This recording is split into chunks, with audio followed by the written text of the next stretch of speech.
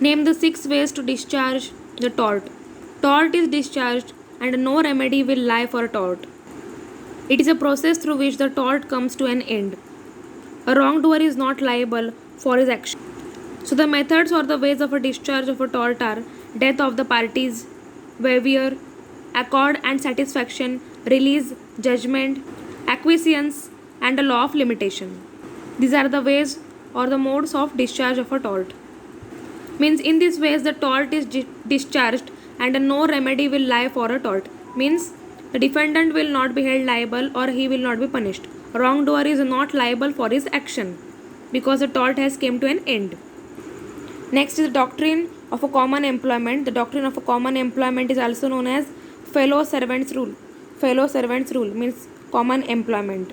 This rule limits the liabilities of the employer by restricting the rights of the employee to sue the employer for compensation. When an employee is injured due to the act of the another employee, then for it is the employer cannot be held liable. Means when the one employee is injured by the another employee, then here the employer cannot be held liable.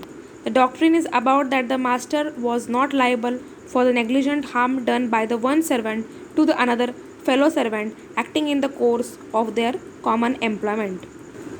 Assault and how it is different from battery. Assault means a threat or attempt to inflict offensive physical contact or a bodily harm on a person. The sole intention is to threaten the person. It is a criminal offense under section 351 of IPC. Assault means only to threaten the person. And why it is different from the battery? The only intention is to threaten the person in an assault, but in a battery, the person is harmed. There is no physical contact required in an assault, but in battery, physical contact is mandatory.